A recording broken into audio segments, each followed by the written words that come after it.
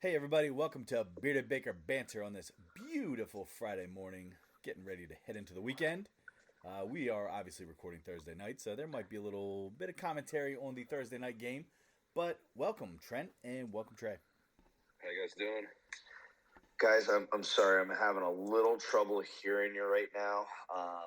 We're only about an hour and 15 minutes away from the city of Baltimore, and I believe, as I'm rocking my Baltimore Orioles shirt, the Baltimore Orioles, the 2023 AL East champions. Which says something because that is the toughest in baseball. Easily. Oh my God. I was going to say, that might be the most hard-earned division title in the history of baseball. You had to get 100 wins. Right. You had to get 100 wins. I don't know if you guys remember from way back, but, oh, wow, what a catch by the Packers there. But, sorry. I don't know if you guys remember, but back in the beginning of the football or baseball season, the Rays were like 30-7. Yeah. Yeah. And the Orioles they didn't get discouraged. Actually, no one in that division really got discouraged because they were all above 500 for the majority of the season. But yeah. I mean, like I said, just a tough 100-win division clinching, like that's just unheard of nowadays. So, I think it was Derek. His pick was the Rays to win the World Series. So, yeah, which is still possible. Yep. It's not out of the question because surprised they did that with so many injuries they had at the pitching. But that's also the tough thing is the Orioles. Yes, they get to rest a little bit with the bye, but they could end up playing the Rays in their first series that they have. Yeah. So that's gonna be pretty tough. But guys, tonight you couldn't ask for like a more exciting atmosphere watching the Orioles clinch it tonight. I mean, they're getting their 100th win, like you guys said. Yeah. They win they shut out the Red Sox.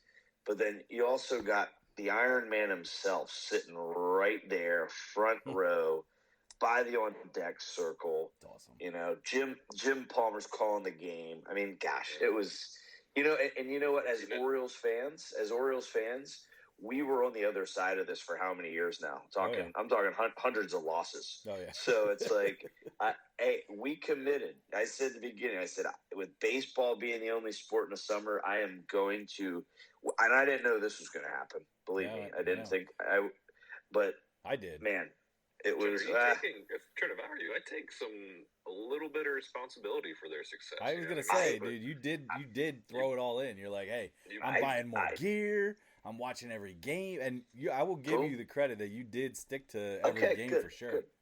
I wasn't sure if you guys were going to say, well, man, right. I wasn't. I literally, I went on Fanatics. I ordered my Orioles gear. Yep. I bought our dad a gift of an Orioles shirt too. I was all on board. I was like, let's go. I'm going to buy in. I need to stay engaged throughout all sports seasons. So yeah, and guys.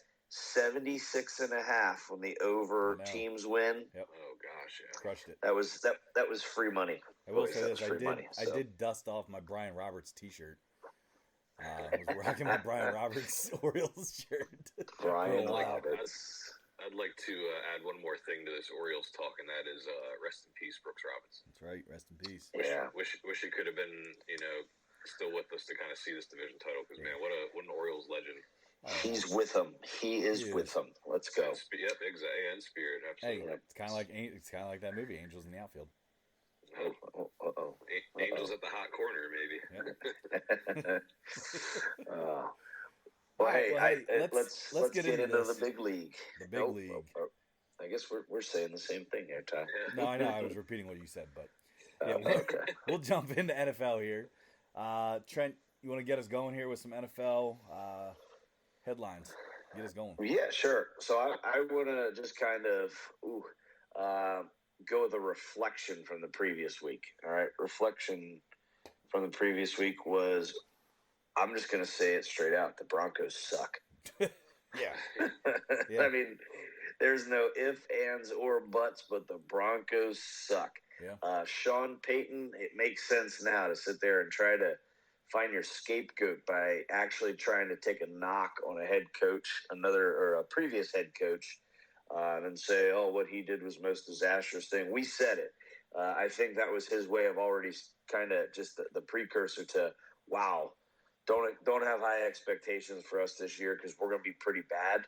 But I don't know, guys. I don't know if we thought it was going to be this bad. If we run some tapes back, I think there was one of us that did believe that their starting quarterback would no longer be the starting quarterback pretty soon. That's right. There's the number one Stidham fan in the world right there, Tyler. I just don't see them moving on from Russell Wilson quite yet. No, it's week 3 still. In fact, I don't think they might not do it the whole season. I think they're going to ride this out. Sean Payton might. I mean, I don't know if they're going to throw the season, get a high draft pick. Maybe they do go for Caleb Williams and they do move on from Russell, but I just don't see that happen in my eyes. I don't know. I just think they'd either get an offensive lineman or someone to kind of buy Russell time, just to load that offensive line up and see what they can do that way. Yeah, but you don't buy Russell time.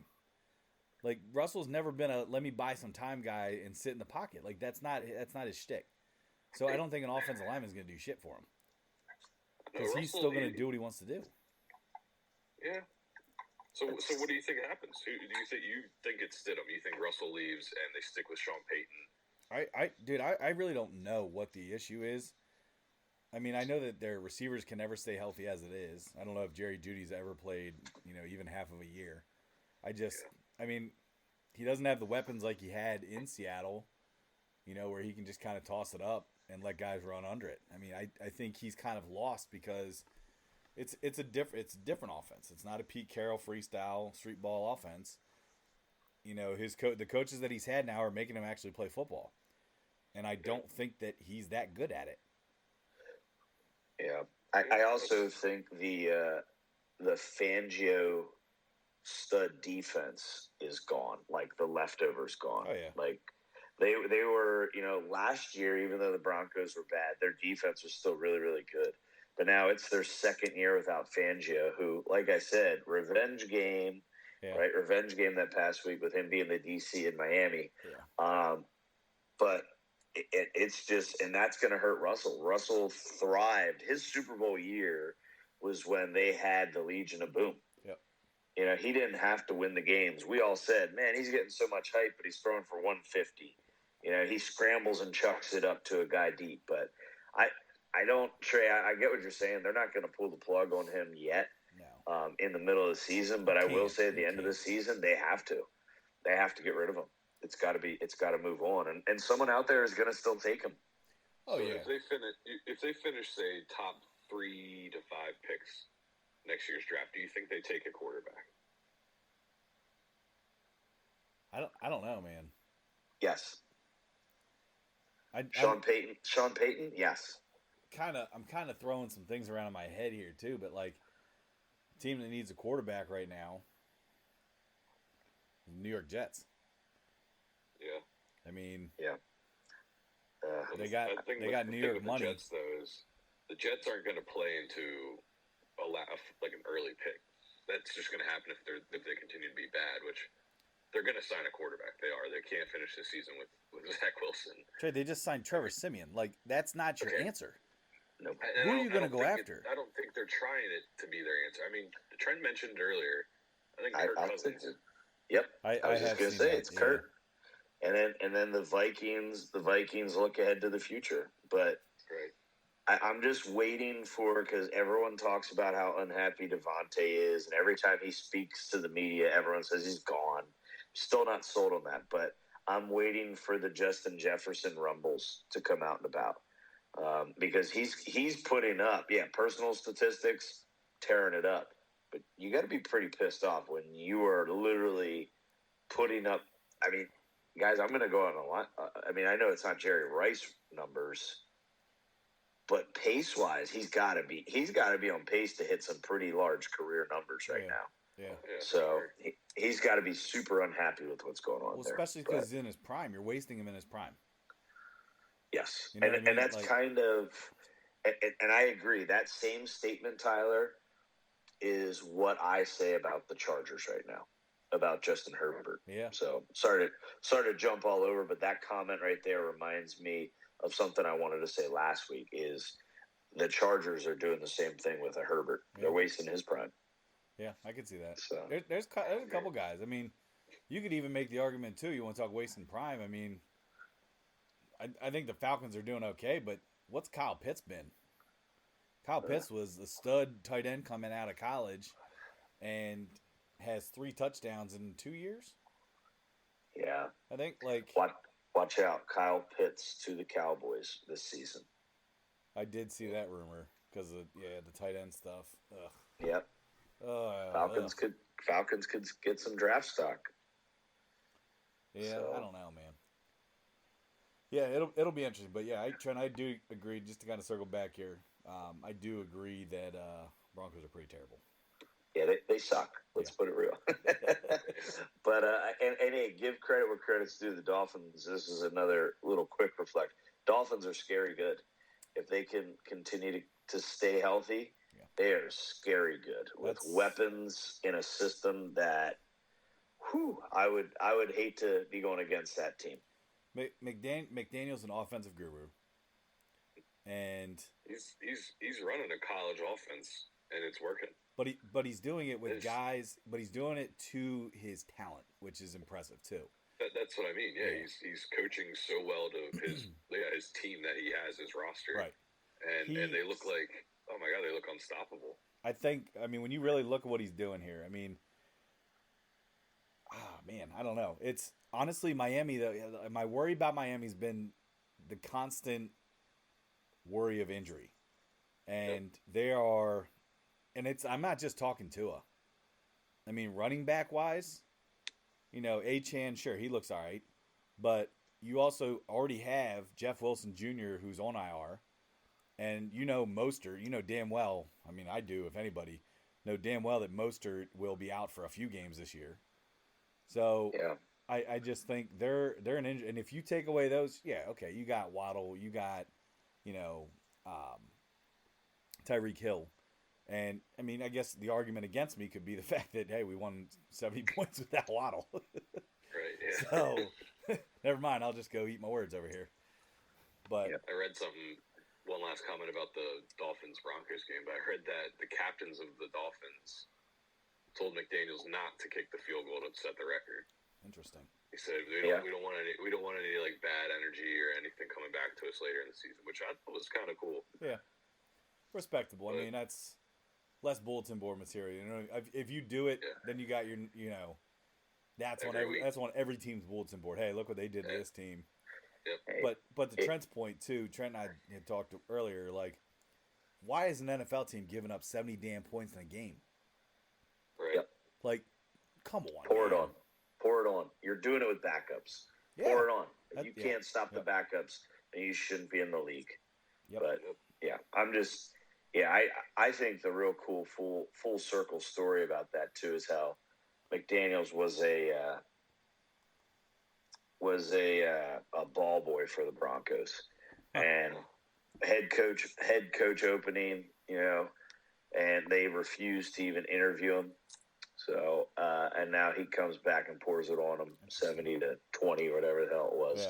Yeah. I love it. Full circle, karma, and maybe Trey, that goes back to that little karma thing. Karma was working in his favor that day, and everything worked. I mean, you got a no-look shovel pass when you're completely facing the other way working for you. I mean, holy hell, that's nuts. But that was a pretty badass move there too. Yeah. So I got a little trivia here for you guys. I want to see if you guys can guess the person that I'm going to be describing here. He's currently an NFL quarterback. Okay. So this quarterback currently has more passing yards, 626, more passing yards than Patrick Mahomes and Josh Allen.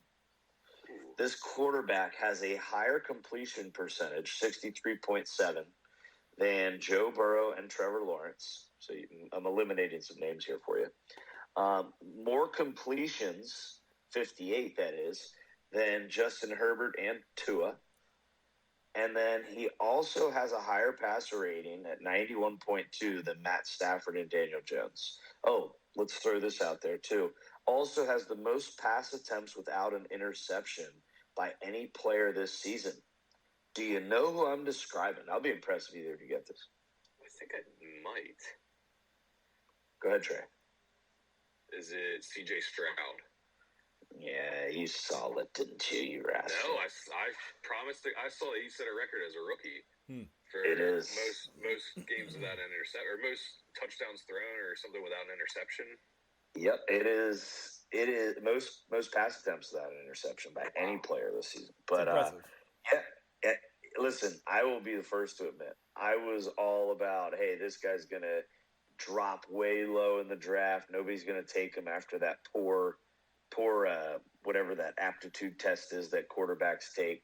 I was wrong. I mean, granted, they're not winning games yet because it's still they're still not the Texans. But at least that's got to be promising to say that he's not the reason, you know? Yeah, that's fair enough. I mean, it's so, and they did have a decent game last week. You know, they actually came out. They beat the Jaguars. They handed it to them. Yeah, very handily, because that. And if we can kind of transition quick, that kind of takes me into, you know, something else too. Is what the hell is going on with Jacksonville? Yeah. Like, that's a team that I cannot assess or read or get any type of judgment on. A lot of talent there, and I'll tell you what. And somebody else brought it up too. Is, you know, I can't think of the coach's name right now. Doug Peterson. All right, Peterson had his success with the Eagles, right? Won their Super Bowl, and then he kind of fell off for a year or two, and that's when they let him go. And I mean, I'm not saying that they had their peak year last year, but I mean, it was the first time Jacksonville made the playoffs in how long? But they look awful right now. With that much talent, it's a little concerning. Yeah, and honestly, I think a lot of it falls on Trevor Lawrence too. Yeah. I think we talked about his red zone. He can't hit anybody in the red zone. Right. He's a guy that has all the weapons he needs, all the talent really in the world. He's just not getting it done, I don't think. And really, this is the year that I think he needed to really make a step and kind of separate himself. Yeah. And so far, he's proven not to do that. And honestly, see how the rest of the year goes.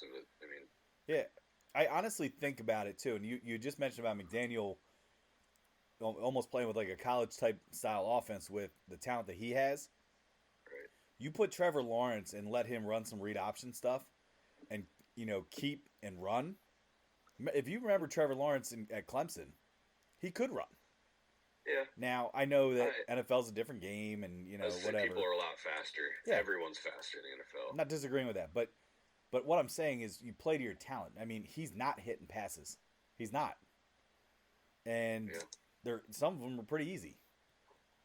But especially the red zone passes, it's like if you can't convert, I mean, trust me, I lived through a couple years as a Niners fan where we couldn't score in the end zone. It was like field goal, field goal, field goal. I believe making Robbie Gould one of the highest scoring players on our team. So wasn't that the David Akers years too? I mean, yeah, he was part of that too. But if you can't score touchdowns, you're not going to win football games in the NFL, man. Nope. So I don't know. Jacksonville's definitely, something to keep an eye on. Yeah, a little letdown. Mm-hmm. I think for me, one of the biggest takeaways this week is just like a lot of the teams that I know some teams are coming back to earth, like the NFC South, the Bucks, the Saints. All those teams are kind of playing like they should be, losing some games like we expected. But I think for the most part, a lot of teams are just overperforming that I thought were going to be awful. The Colts being one. I know the Buccaneers just lost, but we didn't all think the Colts would overperform. Well, Trey, why don't we stick on this topic that you're starting to hit on right now? Right. Let's go with right now. If you had to pick a pretender team, all right. So we go pretenders who have I know it, guys. It's 3 weeks, but right now there's hype, there's picks, all that. Who's your pretender team? Who is your team that's hitting the panic button? And then who would you say is a premier team? Meaning they're going to stay where they are. You want to do a crazy prediction? What's that? If you want to prediction too. I mean, we can say that near the end, but yeah. All right, so pretender team. Yeah. Pretender team right now, in my opinion, I think is the 2-1 Steelers. I think 2-1's way overrated for them. I don't think their offense is sustainable whatsoever. I think 2-1 on them is way overrated. I know I'll catch a lot of heat from a lot of friends, especially being here in Pennsylvania and going to school out in Pittsburgh. But I'm not on them at all. I really think, sure, their defense is killer. But until you fire Canada, I don't think you're going to do anything successful. So that's my pretender. I like it. Trey, pretender. My pretender team's a little bit, I guess, more obvious. They're 2-1. They're playing a tough division, but I'm going to go with the Washington Commanders. Ooh. I think that they started out hot. Sam Howell looked like somewhat of a promising quarterback, but Trey, who is that? There you go. Sorry. I didn't want to do it on my own sentence. But anyway, you can't pass up that opportunity. I actually don't think you're allowed to say his real name. You just have to call him Sam Howell. just howl right away. Yeah, you have to just go right into the howl. But I don't think they're going to be. I think the 2-0, 2-1 ordeal is kind of a fluke. Yeah. I expect them to maybe win 3 more games, but yeah, that's what I'm going with. My pretenders are the Commanders. All right. Well, Trey, I mean, you stole mine right from me, but I have a backup pretender. The backup pretender for me is the Cleveland Browns. I just do. I'm not buying it. I'm not buying it in that division where you're going to have to play the Bengals. I know they already beat them once, but you got to play them again. Ravens. They got the Ravens this week coming into their town. I don't like that matchup, even though the Ravens lost an ugly one last week. And then you just lost to the Steelers, where the Steelers literally played the most abysmal offensive game against you, yet the defense was able to score 2 touchdowns and win. So I just think the Browns will be the Browns. I think that, but again, I mean, I'm not going to go against my own pick, but like, their defense is freaking good though in Cleveland. For now. Yeah, but I mean, and you're right. I mean, it's not like their defense gave up 2 touchdowns. It was the Steelers' offense or the Browns' offense. Yeah, I mean they've also played the Bengals week 1, which was just like, what the hell happened? They played the Steelers week 2, who you just said is your biggest pretender, and then they played the Titans in week 3. So let's see what that defense does in week 6 when they got your Niners, Ty. Yeah, that'll be. Is that when we play them? Yep. Okay. Wow. I think Deshaun Watson starts to see ghosts. Yeah. But all right, so pretenders. So you said Cleveland. I said Pittsburgh. Trey, you said Commanders. So let's go with the next one. Let's go with your panic buttons. Who is panicking? I'll start. Okay, go ahead. Great. And this is kind of obvious, but it's the Jets. It's the Jets. Yeah. I mean, it's now you went from, okay, we lose Aaron Rodgers, most devastating snap 4 into the season with the most hype of the entire league was around your team. And you're facing New York media. You have Hard Knocks in your locker room throughout the whole camp and preseason. And then your head coach comes out and is supporting Zach Wilson. But now you once again have a defense that is Robert Saleh's, that's what got him to be a head coach, his defense. Yeah. That is actually, the word is starting to turn on him. Yeah, because Robert Saleh is a Zach Wilson sympathizer. Sorry, is that the word? They call him an apologist. An apologist. Yeah. So you got it. So he's at jeopardy of losing the locker room, and I think now you're saying, shoot, hey, what do? Let's go act like we're doing something and sign, what was it, Trevor Siemian? Are you kidding me? Like, hey, Robert Saleh, why don't you tune in to Bearded Baker Banter and listen to the quarterbacks that we rattled off on last week's episode? Yep. So that way you can maybe go out and get a guy that might be worth it. Yep. I mean, that's a joke. Yeah. Oh, that was a joke. But, yeah, so panic button, absolutely the Jets. If you don't I mean, Tyler, I'm going to enjoy that free beverage from you. But if you really don't win at least 6 or 7 games this year with the roster that you have, shit, then you really, I mean, and I don't get me wrong, I think Aaron Rodgers is a Hall of Famer, type quarterback. But man, like this was, you really weren't prepared at all for a worst case scenario in this league. So, but that's just my take. Jets should be panicking because I think Robert Saleh could very well not get an opportunity to coach Aaron Rodgers there. I'd also like a little bit, if we're debating here, I would also like a second chance to defend myself.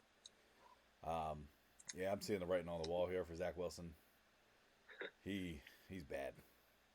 He's bad, so bad. And he's not. I remember, 2 weeks ago I said, hey, just let him get the ball to the playmakers. But, dude, he's not. He can't even do that. Told you. So, I might as well just start putting some money into my savings here to buy Trent some beers. But it is what it is. But we'll see. Trey, who's panicking? For me, it's also kind of obvious, but I think it's a little bit more deeper than the obvious stuff as well, and that's the Chicago Bears. Yes. He's just freaking stealing everybody's picks. Go ahead. That's what I was going to say. One, they not only are they 0-3 when they have some preseason hype around them. They thought I know Trent thought Justin Fields was the top MVP guy. Yeah, including Trent's MVP pick too. No. Wrong. And Trent, how do you feel about the Mac Jones Justin Fields debate that we had now? Do you still stand true to that? Or wait, dude, are they you both talking belong about? in the trash. Hold on. They both belong in the trash. Are you talking about Ball Tap Mac? Yeah. Dude, I saw that. Come on, Trey. If you're literally gonna sit here and gloat about Mac Jones right now, Trent, what are you gloating about? Right, They're both horrible. I'm not gloating, but I am a little I don't know. I wouldn't say proud, but I definitely am on the winning side of this bet. Mac Jones can at least put a game together. Justin Fields looks like he's never played the quarterback position in his life, unless he's running the ball. That's the only time. Make him a running back, for God's sake. He's not a quarterback. So hold on. Anyway, it's his coaching. It's his coaching. No, it's not his coaching. Dude, it's been like this. It's been like this. I'm kidding, guys. Okay, I think we pushed the bet for how bad both of them are, but no, that's not how it works. Doesn't work there like that, Trent. Yeah. How do we judge it? You accused Trey of trying to back out me canceling. Yeah. How do we judge it? It was who has more wins that they started. Wins? Was it wins? Yes. But I thought we said that the Patriots had a better team. Remember you said how? No. It was wins as a starter. Good try. That's all right. I'll take that one. But I will say this: that whole backing out of bets. You guys fulfill yours yet? Nope, you didn't. So step up. I never see Trey. Step up. We have to do them together. Step up. Yeah, it's hard for us to get together and perform them. But hey, anyway, let's do it now. To finish my thought on the Bears.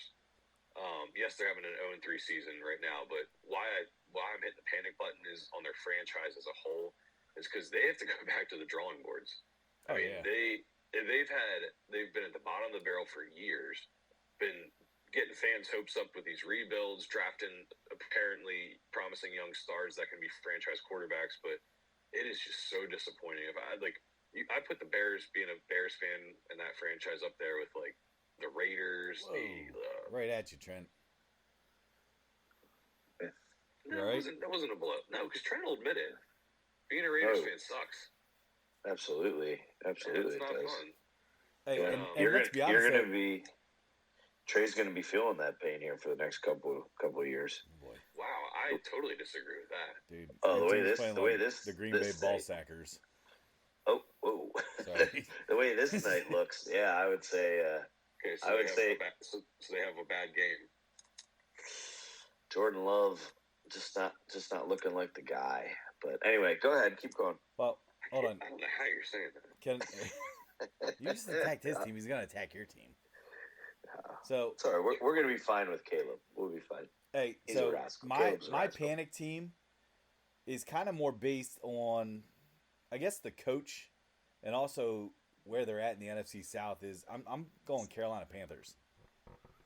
Ooh. Carolina Panthers at 0-3 had a lot of hype with the quarterback.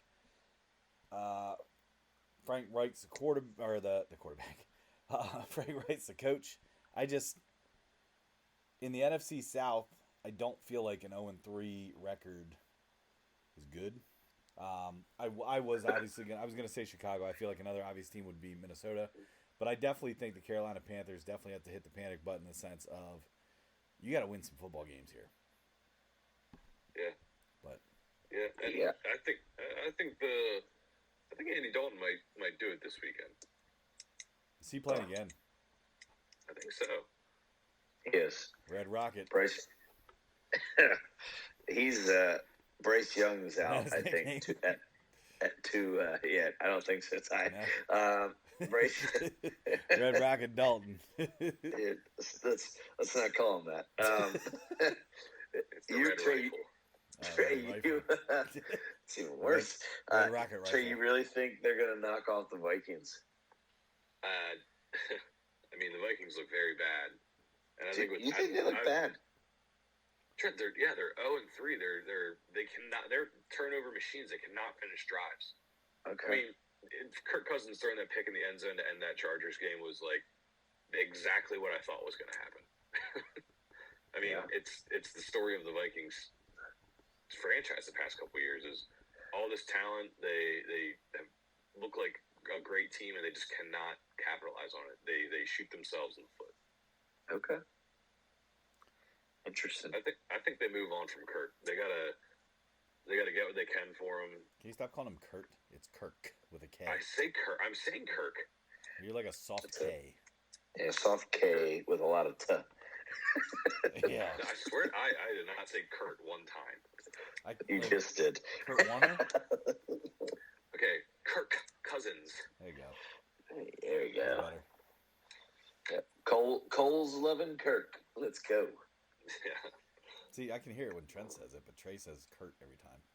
Yeah, very, very tough pronunciation. Sorry, I'll work on my pronunciation. Or enunciation, it's fine. All right, what's the last one, Trent, here? Premier team. Yeah, Premier. So who is, they're a top dog just like we thought, and they're going to stay there. Prestige worldwide. Wide. Yeah, I'm biased, but I don't care. Niners. Yeah. Premier team, dude. Super Bowl champs. Super Bowl champs. You can try to jinx us all you want, and I will just bathe in it. I'm just going to bathe in it. Bathe. Right? Bask in the ambience. Yeah. Yes. That's what I'm going to do because, dude, I'm telling you, defense clicking on all cylinders, offense, as long as we can stay healthy, because I know our receivers are a little banged up right now, but It's big if. I will say this. Somebody also mentioned, too, just in the past, like with our defensive coordinators, I mean, we obviously had some pretty good defensive coordinators, but somebody had mentioned the fact online I was reading that Steve Wilkes is up in the booth, and does that kind of, I don't know, bring less energy? And I'm kind of on board with bring him down on the damn field. I know some guys like to call from the booth because they can see more or whatever, but the point that was brought up, I forget who it was. That I think it was somebody that posted on X, also known as Twitter, but they said that, like, when you look at Saleh, when you look at D'Amico Ryans after a big play on defense, they were out on the field, like, in the huddle with them, jumping around, getting that hype. And I mean, our defense at times this year has, kind of been a little lax, a little, slow start. But at the same time, it's like, I feel like if you put him down on the field, I feel like the guys can rally around him and be like, yo, shit, coach, we got you. So, yeah. But yeah, my premier team's definitely San Fran. Do you want to go next, or should I? I'll go next. Okay. Eagles. Oh, God. Go ahead. Rain it on me. I know. But dude, they're just. Can I say something? Go for it. I don't care how many people say it. I don't care what his record is or whatever. Jalen Hurts is not a top 5 quarterback in the NFL. Wow. He is not. Okay. All right. He's a great football player. He's a great leader. You put him on the Cleveland Browns. They are not a team. Okay, so real quick, Trey, real quick then, because you had said this about Purdy before. You say he's a system guy. Or are you saying Jalen Hurts is a system guy? Not necessarily. I wouldn't say you just said you put him on the Browns. He sucks. Yeah. Okay, but I don't Parsons. think it's because of the Eagles system. I think it's because of their stacked roster. Oh, come on. Oh, did I strike a chord with the Eagles fan? I'm sorry. No. I don't know. No, I truly am not. I'm trying. I hear what you're saying. They're 3-0. They're winning ugly games. I just don't think that they are the team they were last year. They're not dominating right now. No, they are not. What did I say though? It's going to be their defense that wins them this year. And Jalen Hurts won't have to do as much to win the game. But he's having to do that much to win the game. He's still playing well. He's playing good, solid football. I think maybe the Cowboys showed their true colors this week. I mean, I'm not panicking with Dallas, but their offense hasn't looked like anything yet. It's been all their defense. Dude, so I'm saying, when he's made to win a game. I'm just saying the Eagles will stay at the top of that division, and they will be. It's going to be a great game. I cannot wait to see this Niners-Eagles game this year. Yeah. Can't wait. It's going to be phenomenal. Gives me heartburn just thinking about it. There you go. So, Trey, who's your premier team? My premier team, going back to my roots here, and I got a lot of flack especially from Tyler for predicting this at the beginning of the year, but my premier team is the Buffalo Bills.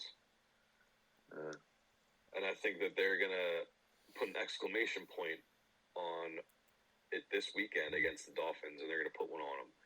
And I think it's going to make people start talking about the Buffalo Bills again. I really do. Yes, I know Josh Allen, and they lost to the Jets, who look god-awful right now in week 1. But like I said, I think that was a fluke game. I think Josh Allen had one of the worst games of his career, and he even admitted it. And I don't think it happens again. I think that they have a great defense. They have the talent. They have the leadership. They have the experience. And I think that they, like I predicted at the beginning of the year, they come out of the AFC East, and I think they win the Super Bowl. I mean, actually, I'm sorry. They might get they're going to lose probably to the 49ers in the Super Bowl. But you haven't picked to win. You can check the board out on our website. So I know. Can't backtrack on that and try to just jinx us again. It's gonna be one of those two. We'll washing myself in jinx. I love it. Bathing. Make sure you pronounce that right there, Tom. Yeah, I was gonna say, jinx. Okay. That's right. I love washing myself off in jinx.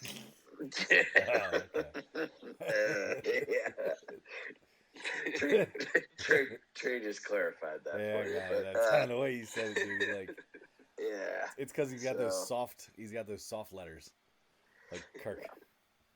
Yes, soft letters. All right, what do we think here?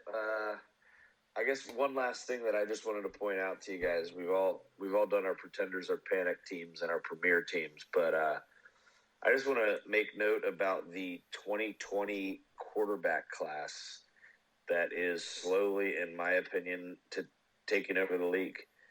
This is Burrow, Tua, Justin Herbert, Jalen Hurts, and then I don't know. Tonight he might have just really, really like put himself out of this class, but also you got Love as well.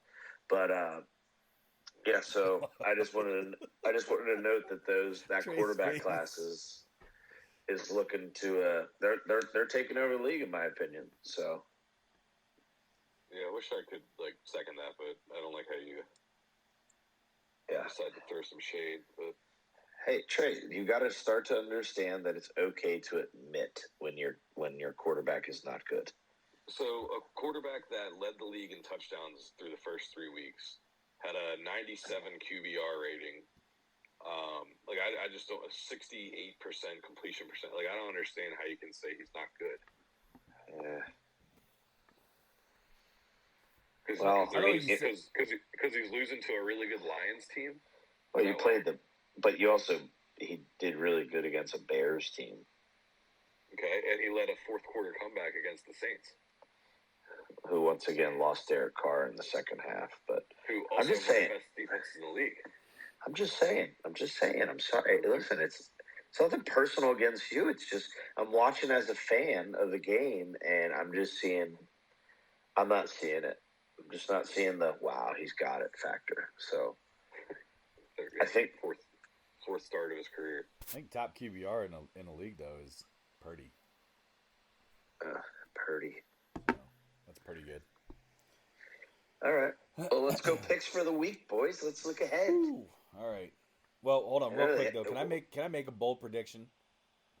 Yeah. I think the Colts are going to win the AFC South. Shut your mouth. That is a terrible prediction. I don't care who's the quarterback. I don't care if it's Richardson. I don't care if it's Minshew. Colts are winning the AFC South.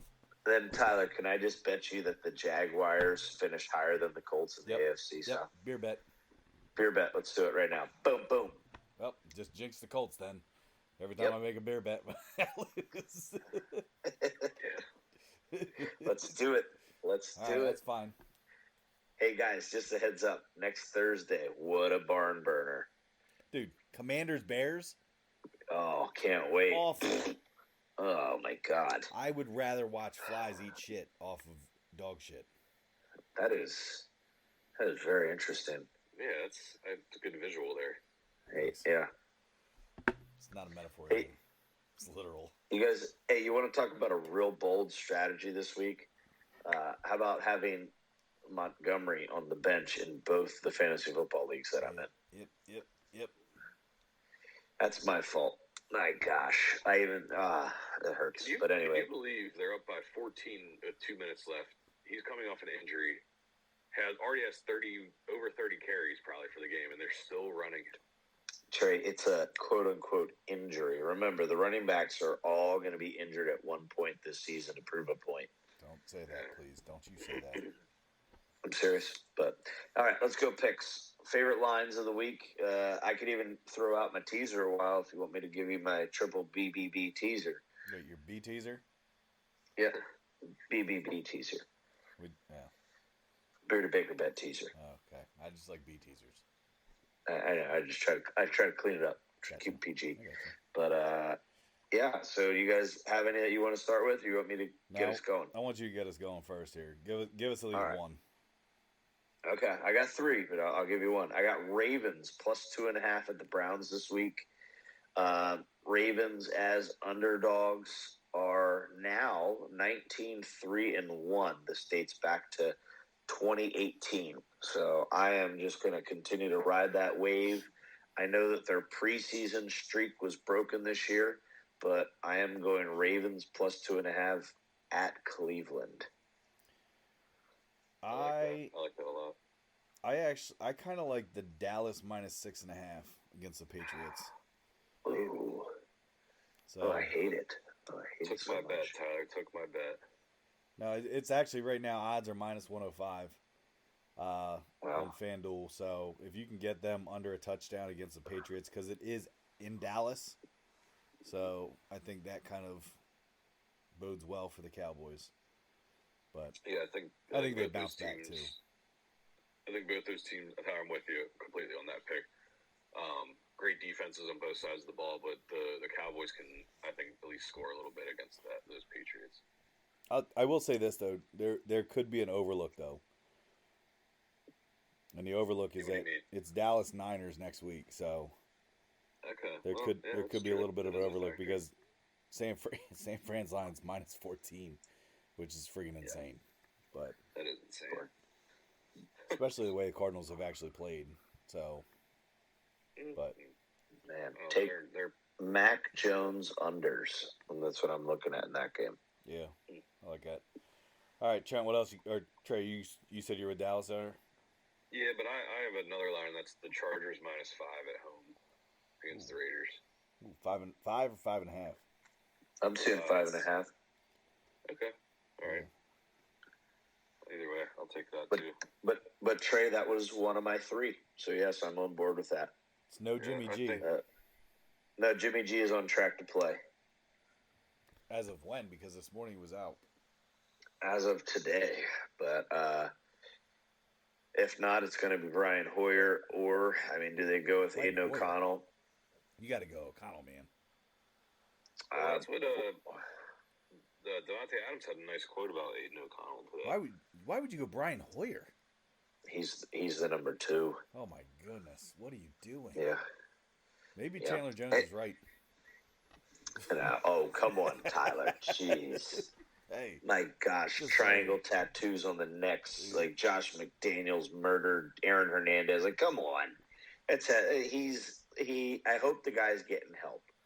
But dude, the weird, guy man. is it's very weird. My concern is and don't get me wrong, I love him as a UFC fighter. He's my favorite UFC fighter.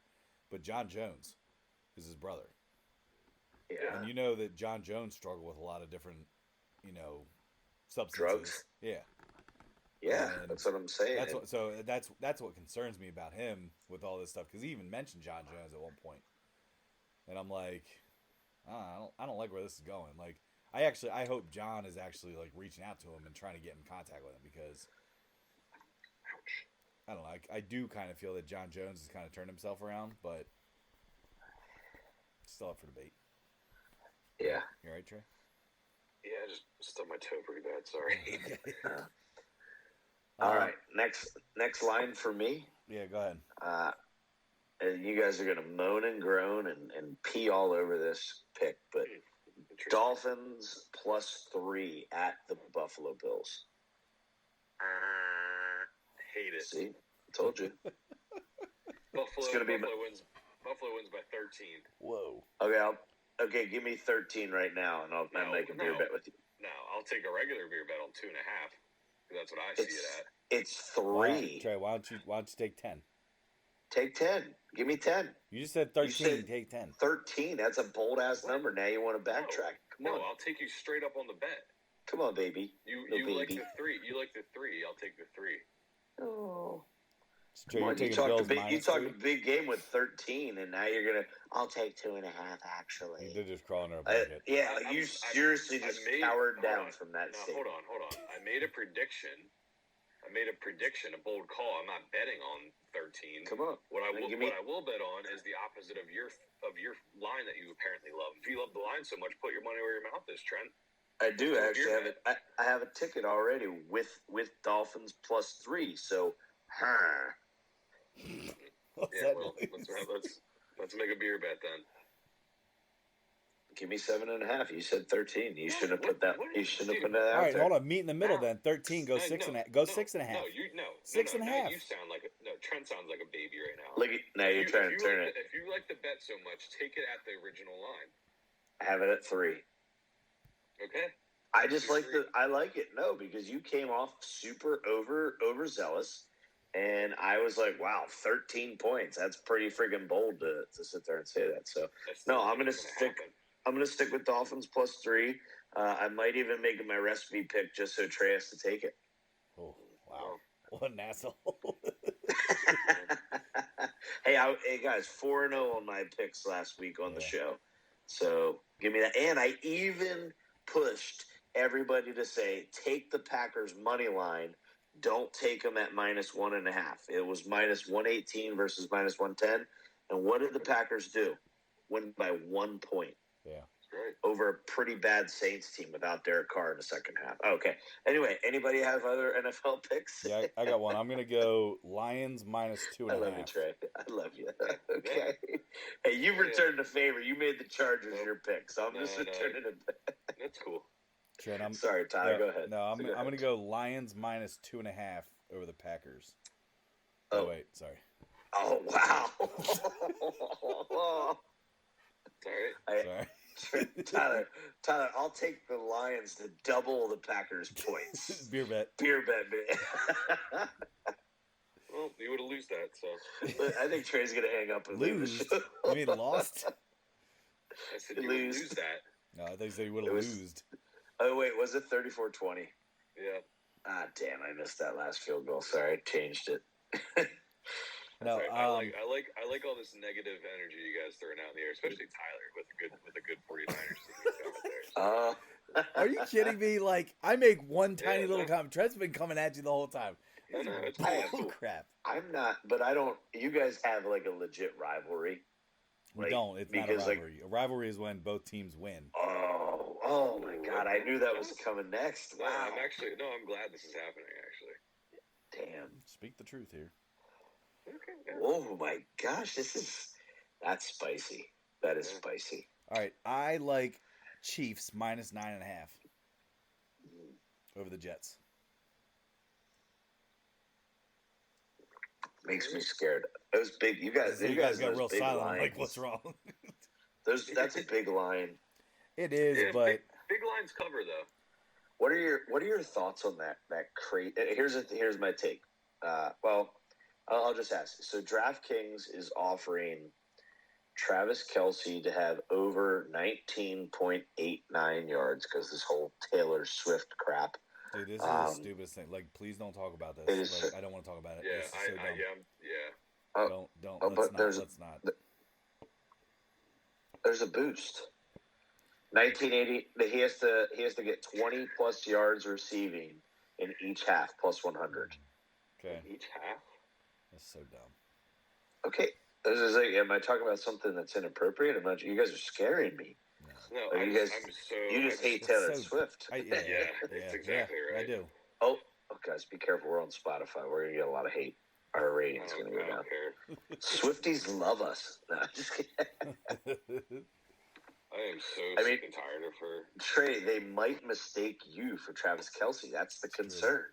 Oh yeah, that's true. Yeah. Jeez, yeah. Look at that grin that just came. A huge smile that just came across. Got to build you back up, Trey. Got to build you back up. We were tough on you tonight. Come on, Buttercup. Got to build you. Yeah. No, that's cool. That's cool. Build you but up. Anyway, so minus 9.5. Ty, you got that I'm taking on the Chiefs, road versus the Jets. Yep. All right. I'll tell you one I like. Texans +3 at home against the Steelers. I'm on that too, Trey. I'm man. on that as well, dude. I'm gonna ride the hype. I am gonna ride the Texans CJ Stroud hype.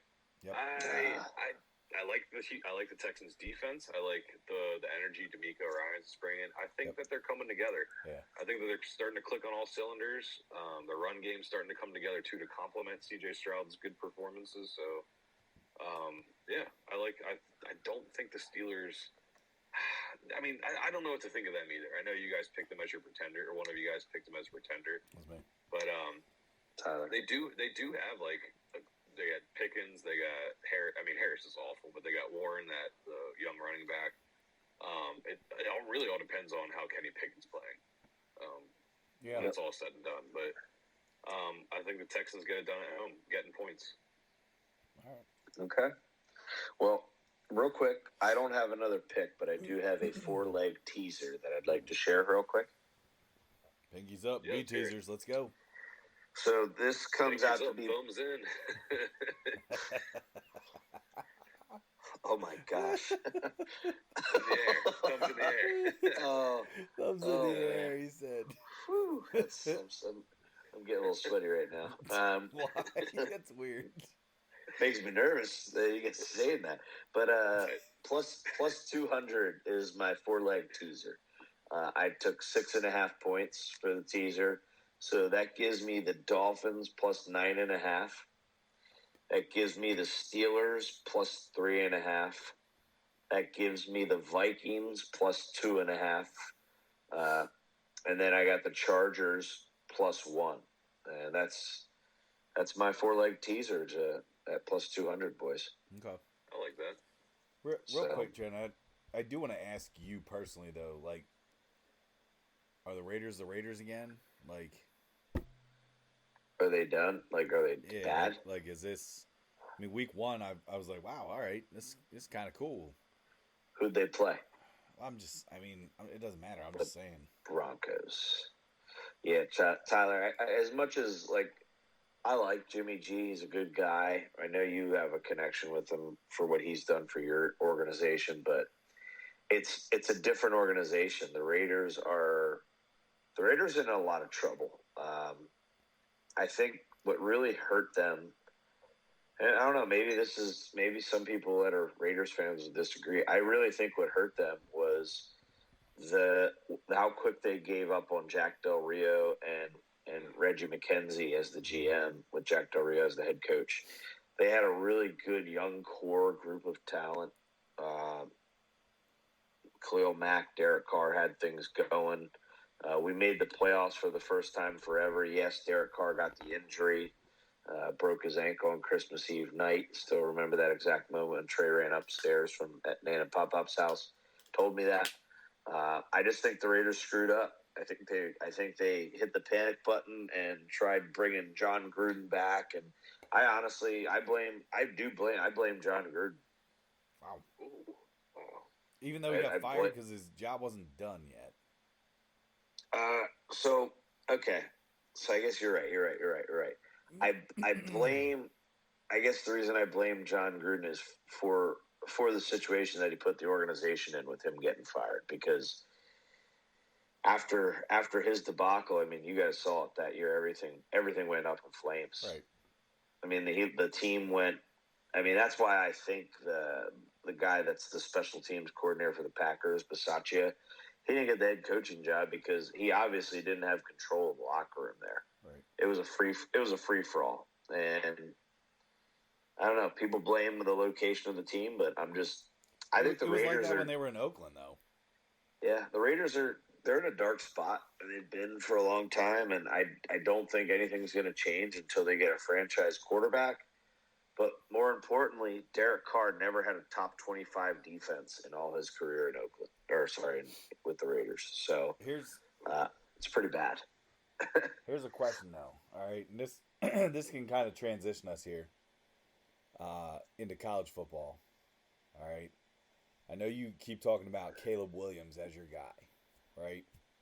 Yeah, you love Caleb Williams. I do, but would you take the kid out of Notre Dame? Oh man, I mean, me personally, I'd be a huge fan. So that's what I'm saying, and that kind of transitions a little bit, but like there's a pretty strong quarterback class right now in college football, kind of moving out there. I mean, I know we all argue about who's the Heisman and who's that, but like as football players right now, you got some strong quarterbacks. Yeah. You also have some very good teams with weak quarterbacks. And I think along the lines of, let's say, Alabama, who the hell knows what they're doing with their quarterback situation. And I would even make the argument, too, with Ohio State. Yeah, I mean, impressed. The kid has a lot of talent on the outside to throw the ball up and let his guys go make plays. I mean, you got Marvin Harrison Jr. Marvin Harrison Jr. is a top 10 draft pick next year, easily. Yeah. You know, Yep. And the way the Colts are playing, they're not going to be able to get him. But that's again. And you got a Buka, or what's his name? Yeah, right. No, I know what you mean. Like, you got two number one receivers there. Hell, yeah, they're loaded there. They don't have a lack of talent in Ohio State, but you're right. Quarterback's not elite. No. So to transition us a little bit here, we'll get into college football here. Do a quick recap of last week, just to kind of touch on some stuff. But when you really look at some things, obviously big game last week. A couple big games, actually. I would say two big games. Thinking off the top of my head is obviously you had the Notre Dame Ohio State game, which we'll talk about here in a second. But I think Penn State put a clinical on against an Iowa team that was supposed to be very good. I mean, Iowa's top 25. You know, they play on the weaker side of the Big Ten. I obviously lost another bet in there with Iowa team total. Did you learn your lesson yet? You never bet against the whiteout. See, man. Was that 3 years in a row you bet against the whiteout? 2 years. Oh my gosh! I mean, but it's a guaranteed bet every time. You don't. If you want to win a bet, you bet Penn State whiteout game. Penn State right now sits as the only team without a turnover on offense. So wow, because you don't make turnovers on defense anyway. But yeah, they sit right now as the only team without a turnover. I think their quarterback looks very poised. I feel like a big difference between him and previous quarterbacks with Franklin is the fact that he's not trying to force things.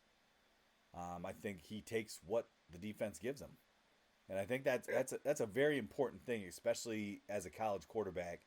Is don't try to make more than what's there. You know what I mean? So I think that is the success. I mean, obviously Penn State's definitely going to be tested, in a couple weeks. Well, I think 2 weeks will be the big test. But I don't know. I mean, I was a guy that had Illinois circled. I was a guy that had Iowa circled for them because they seem to be teams that do struggle with at times. This week would normally be a game I would circle for Penn State and just say, hey, watch out. But Northwestern has way too many things going on to actually be concerned with winning football games. So I think Penn State's got it handled until they actually get into some big matchups here. But Tyler, do you regret your statement of thinking the Penn State defense is overrated? Well, here's the thing. That wasn't my opinion. I read. What? No. Listen. No, it's not. It came from. You shared it. I know I shared it, but I'm saying it came from things that I read. All right, Well, some data, some stats. You didn't cite those sources when you made your point last week. Yeah. Fine. You can accredit it to me all you want, but no, I will say that they look damn good.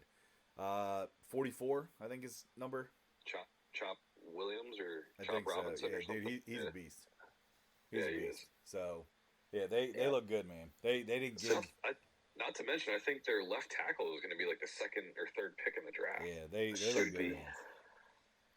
No, what I was going to say about that Penn State game, and then we'll move on to different ones. But I have but Penn State almost took a page out of Iowa's game plan and just did it better than what Iowa did. Yeah, you shut them down on first down. Don't give them any big completions, and then on defense, you just annihilate them. You shut down the run. It just looked like a clinic on both sides of the ball. Did they even have 100 yards of offense? I don't know, but what's his name? McNamara he got beat up. It was like 40. He was at 40 yards in the fourth quarter. Phew. So it was crazy, and it was an ugly weather game too. So I mean, what is it? 31-0. Yeah, that was a beatdown. It was impressive. So I thought the interesting storyline too with Iowa was the fact that the offensive coordinator, the son of the head coach, right? His contract included that they must average 25. I think it's 25 and a half points per game this year. Something like that. If not, he's in breach of his contract and he's gone, right? Believe so. What?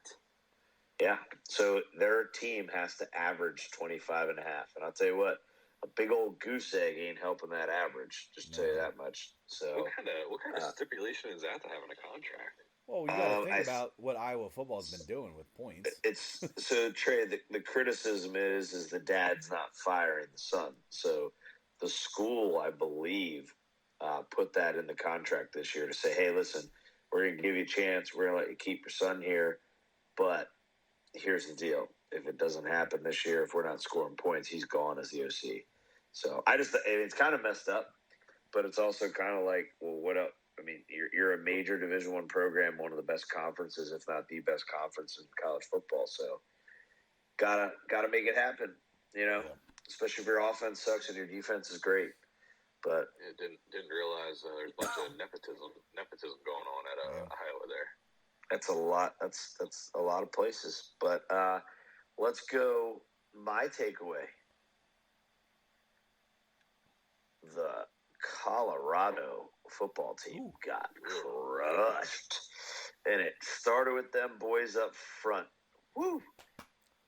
Yeah, I'm cool with it. I know everyone's gonna say, what? Trey sent those crying emojis in his text. No. Oh my God. I listen. I'm not a hater on what Deion's doing. Like the fact that they were predicted to win like 3.5 games early on, they already have 3 wins. They're not going to contend. Like everybody jumped on board way too quick. Which But they're not going to contend for a Pac-12 title this year. They have a chance to go over 500. I'll give them that. But they're not the caliber of football team as Oregon. They're not going to be the caliber of football team as USC. They beat TCU. They beat TCU. But guys, TCU lost a ton, and I think they were just still ranked and riding a wave of last year's run based on their ranking this year. So listen, it showed. And you know what is, as much as people want to criticize Oregon's head coach for they do it for clicks, we do it for win. Like, come on, get over it. Yep. I mean, you sit there and hear all these other coaches give speeches that are trying to get their guys to perform at the highest level as possible. I loved it. Plus, with the amount of disrespect that you do see that the Colorado players were doing, which, hey, that's their style. That's their niche, their niche. But just don't get all offended if people call them out on it and then they beat their butts. So it's like, I just that drove me nuts. Like, yeah, they got their butts kicked. They got it handed to them. They got made to look like they shouldn't even be on the same field as Oregon, right, quite frankly. And to echo that trend, to give Deion Sanders props, Coach Sanders. He did it. Coach Prime. Coach Prime. Oh, sorry. Oh man. He did kind of. It's twice now we had to correct you on that. He admitted that. You know what I mean? He's like, that was a good old fashioned butt kick. He goes, like, give him credit. There's no other way to put it. He did say that in his post game press conference. So, I mean, he's got a lot of hype, but I think that's just his way of getting his team to play too. And when other people do it, you can't criticize them either, because you gotta match something, because obviously what Coach Prime is doing is working, but not absolutely. That that's for sure. No, they got a good matchup this week, man. They're primed for the beating. Yeah. So real quick though, they're out there like West Coast time, and they're playing a noon game. Doesn't that mean that they're kicking off at 9 a.m.? Potentially. Yeah. Isn't it? No, they are. Like, it's a noon game. That's ridiculous. Yeah. Are they for sure? I guess it's USC and it's on the Fox game at noon. So 21.5. That's steep. I think Colorado has a better chance of scoring points against USC. Ooh, man, I don't know, man. Hey, you guys know Lincoln's my favorite coach in all of football, and yeah, hands down. But his defenses are never legit. But I think it's going to be over under is 73.5 right now. So that could be a scorching scoreboard. They might run out of light bulbs. But so the game that I want to talk about from last week, and I don't think we can go a podcast without mentioning him and his team, is Washington and Michael Penix. Big Penix energy, baby. Yeah, he is now the odds-on favorite to win the Heisman, ahead of Caleb Williams. And Tyler, I gotta give you credit, because I was not a believer in Washington. I was not a believer in Penix.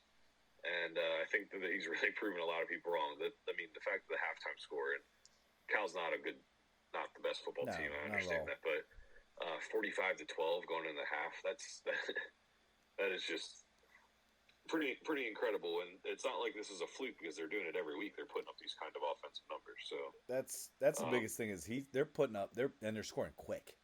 You know what I mean? Like, they have like 35 points with like 10 minutes to go in the second quarter. Right. And it's like, it's impressive. By that time, it's like, oh, you're probably going to pull your guys here in the third quarter. Yep. You know, it's like, which is actually making it tough personally for me to, I like to pick the team totals or, the overs, but when you start to pull your star guys, it's like, what the hell are you going to do? So, but yeah, I agree. I mean, I'm not going to sit here and get all giddy, but like, Penix is the real deal, man. Like, he impresses me. And I mentioned to a couple people the other day, I said the person he reminds me of in terms of like stature and RIP, but Haskins. Ooh. But I'm saying, like, he's a big guy. He's got a killer arm. You know what I'm saying? That's why I said RIP. I mean, but like, big arm, big guy, can make big throws. Like that's kind of who he reminds me of, being able to, with his athleticism. So Big Penix. Big Penix energy, dude. We got to make shirts for that. So that's coming soon. He is an impressive Penix. That's interesting. Should probably, dude. If we tweeted him, man, we should probably include him on the tweet and it'd be like, oh, you got to make sure it's like Big Penix energy. Yeah, I'm sure he gets that all the time. I'm sure he does, but I'm saying, like, if I'm an NIL guy making money, I'm totally gonna run a brand of some sort. Yeah. Well, I mean, Trey, I know you mentioned Heisman odds. I was just a little taken back that you said higher than Caleb, but also Sam Hartman too. Oh yeah. So yeah.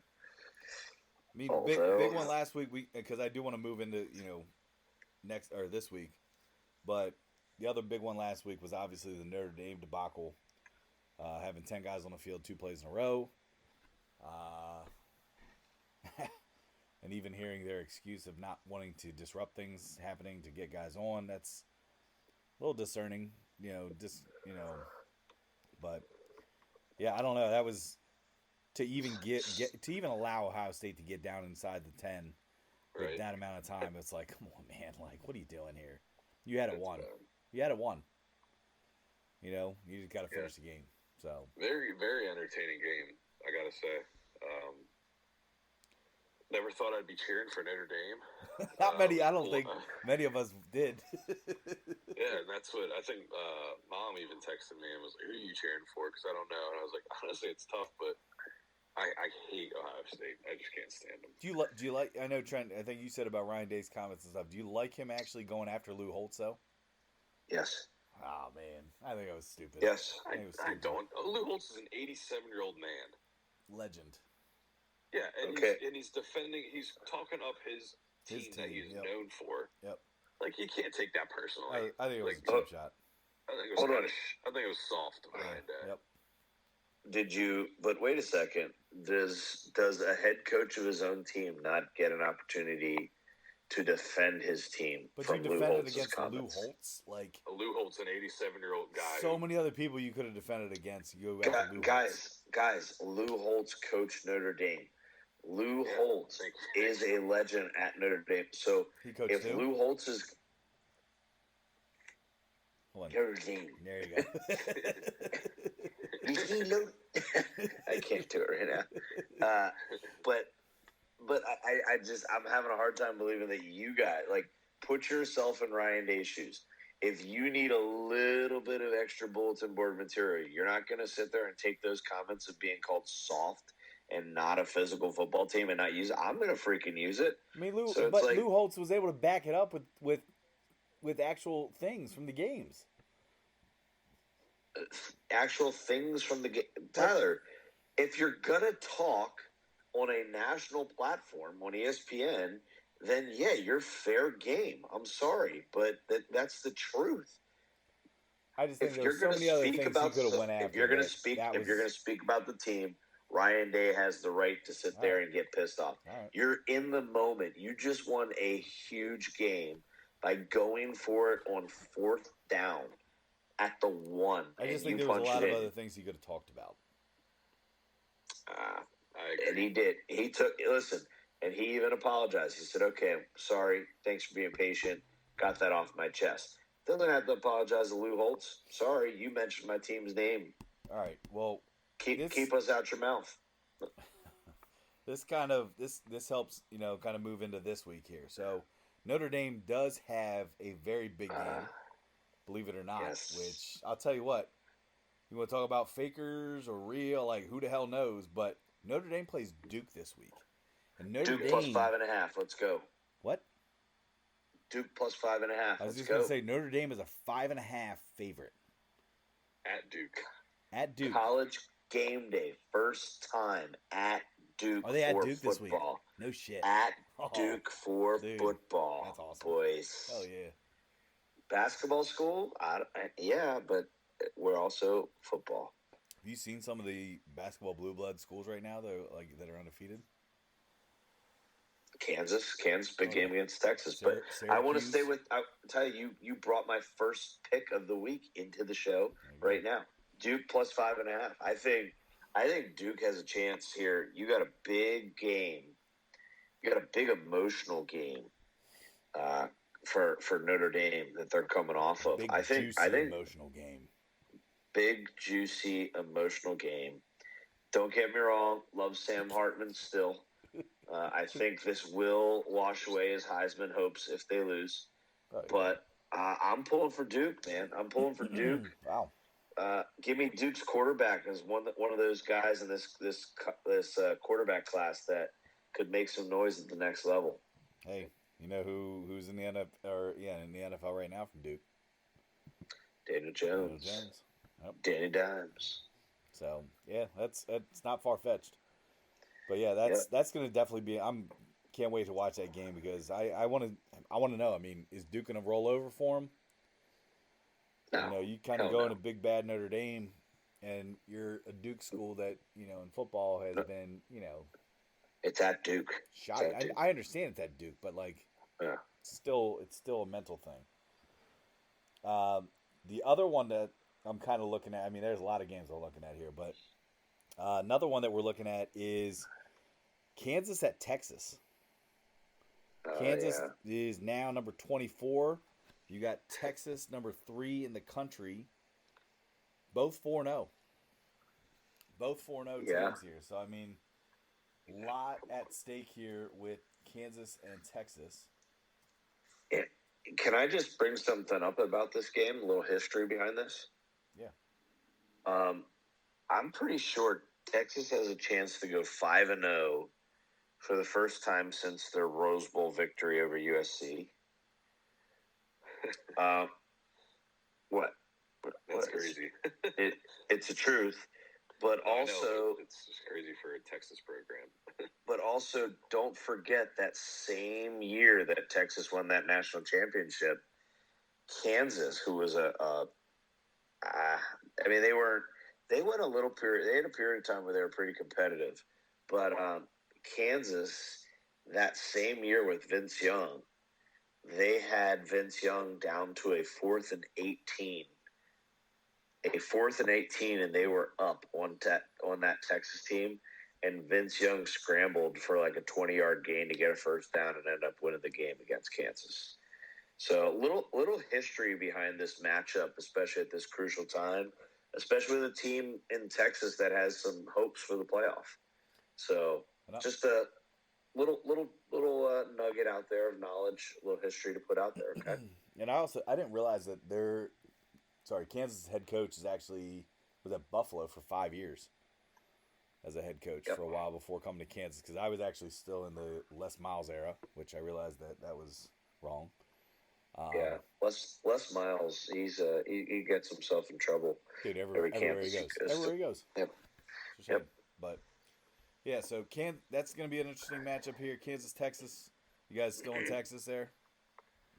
Absolutely. I want to bring up a game that I think is interesting for the week. I think it's going to be a pretty important game for the season-long conference, and that's LSU and Ole Miss. Yeah, that's my next one. Go ahead. Game of the week? It's got to be. It is. I think they both got some interesting losses. So LSU, obviously the opener to Florida State, that was kind of disappointing on their end when it was all said and done. But then you got Ole Miss also with a loss, and that's to Alabama. So. And that was a bad loss, too. Yeah, it was a bad loss, but it wasn't as ugly as LSU's loss to Florida State, I would say. Yeah. To me, the winner of this game really has a chance to compete to win that side of the conference of the SEC. So I personally think it's going to be Ole Miss pulling it off. It's at home. They're getting 2.5 points at home. But that's gonna be a game I'm gonna tune into and watch pretty closely, because I think it's gonna be an important SEC matchup down the road. Tell you what I'm looking at in that game, though, in terms of betting wise, is the total is 67 points. Under. And I'm totally taking the under on that. Yes. I'm crushing the under on that. So yeah, crush it. I can see that. But you can actually get a 50% profit boost right now to use on that game. So I will be using that boost. That is spicy. Yep. All right, I got a game for you. I got a little ACC matchup here. I think this team is packing it in for the rest of the year. I'm taking Syracuse in the dome, plus 6.5 against Clemson. Ooh, you think Clemson's packing it in for the year? Absolutely, they're done. They're done. They have no. Do college teams pack it in? I believe so. I think guys start pulling their names out. They start sitting out of bowl games. They sit out of. I just do. They're not going to be in the ACC championship. No. All right. You know who is? Miami. The U. I disagree. I think Duke will, but I still think that Duke Clemson will be in the college football playoff. What? I'm joking. That was my pick. That was one of my picks. He is kidding. I was like, oh my god. No, I'm kidding. I just think I'm not saying Clemson's going to win, but I do think Clemson's going to. I'm sorry. I'm not saying that Syracuse is going to win, but I do think they're going to cover. I think Syracuse is actually a pretty good team this year. They are undefeated still. So I'm taking them 6.5 points. I think it's going to go. I think you're going to be able to get 7 by Saturday. So just keep an eye out on that line. I got myself in a giggle fit over here because Tyler saying Clemson might still be in the playoff reminded me of West Virginia as a 16 seed in the March Madness draft. All right, assholes. That was. Oh my god. Tyler, Yeah. let's start us off. Who do you think 16 seeds? Let's go. I'm going to go West Virginia. I was like, whoa. What?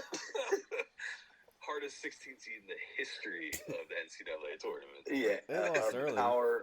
a Power 5 conference team is a 16 seed. Do you realize how mad that 1 seed would have been? Oh my god. But yeah. So Anyway. keep an eye out for Syracuse plus 6.5. They always play Clemson tough at the Dome. So that's what I'm going to go with. I like that. I like it. I'm another game I'm looking at here too is Kentucky, Florida. Oh, Kentucky being 4-0 spicy. and unranked, I feel like they're a pretty strong team. Florida, yuck. They made your Volunteers look like a joke. Yeah, and so I'm looking at Kentucky. I'm actually going to take Kentucky. They're right now. I think the line's at 1.5, -1.5 Kentucky, but I would take the money line. I would be on the opposite side of that, but that's fine. I don't think Florida's that good. I think Tennessee screwed up. So I like the game I'm looking at. Last one for me is Iowa against Michigan State. I think that they cover at home. I think they're going to bounce back and play pretty tough. I think it's a 13-point or 12.5 spread is what I saw. okay. Will they score 25 or more points? Yes. Okay. Give you a unique All right, one here. Go ahead. Oh, so my next one is once again a team that I'm keeping a close eye on because they came back to bite me at one point this year for one of our picks. Missouri at Vanderbilt -13.5. Okay.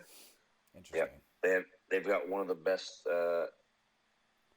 best college football players right now, and they're high scoring, they're fast, they put points up on the board. So I just think Vandy is awful. I mean, Vanderbilt literally doesn't even have a completed stadium this year, guys, and they're in the SEC.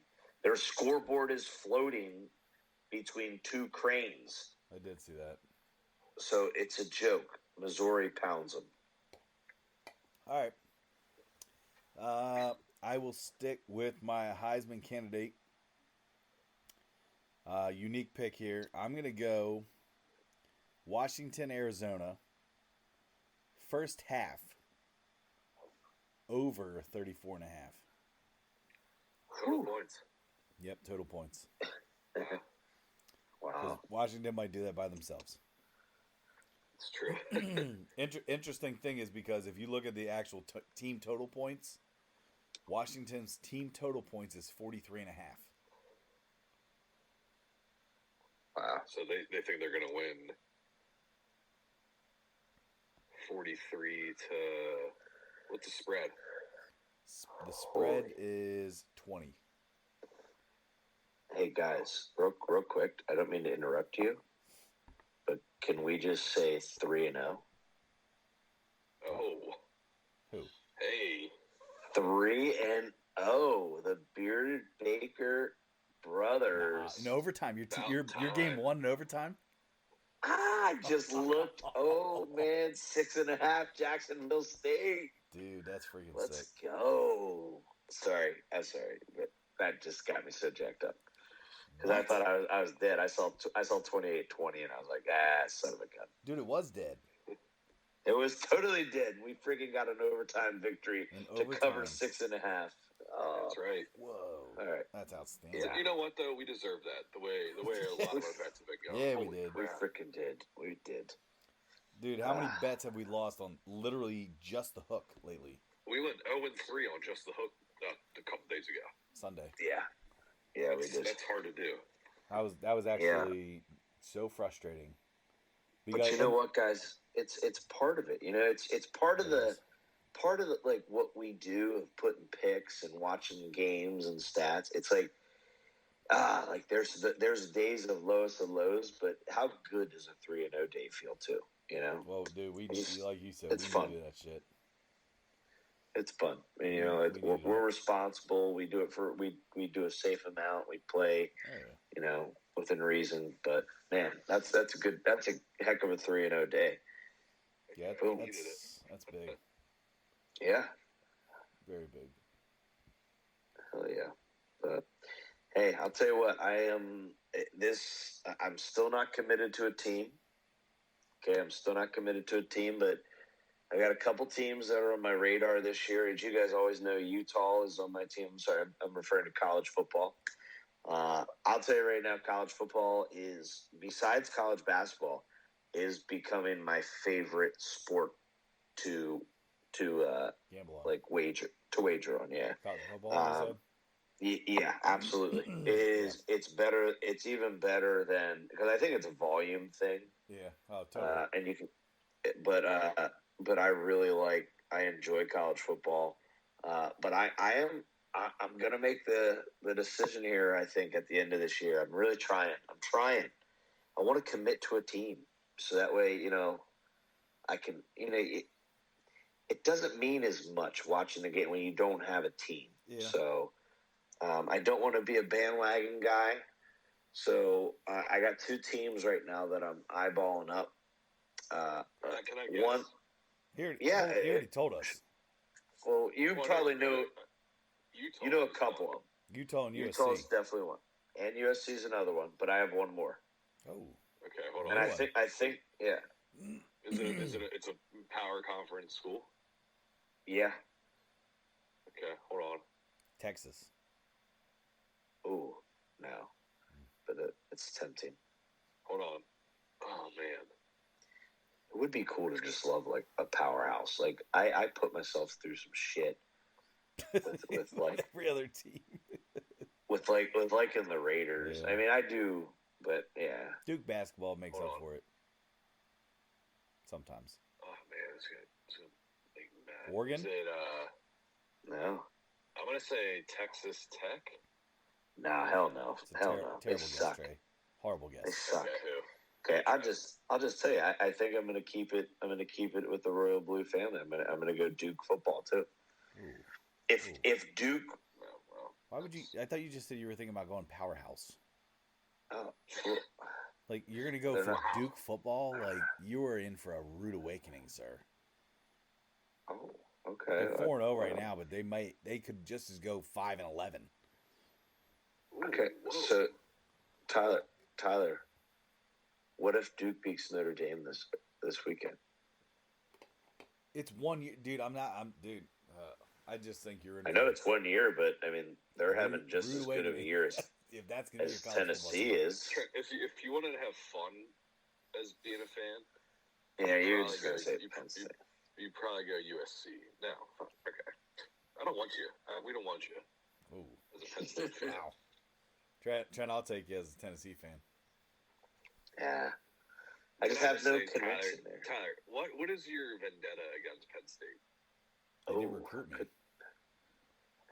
That's it? What do you mean that's it? He's allowed to have that. He's allowed to I give got him recruited that. by Pitt. Penn State never sent me even a letter, and I reached out to them. That's my vendetta. Yes. If Trey, here's the thing. I'm not even saying I need an offer. But as a high school football player, I reached out to you. If you would have even sent me a letter of saying, "Hey, we're kind of interested," I'd be fine. But Pitt did. Penn State did not. Yeah. So that's it.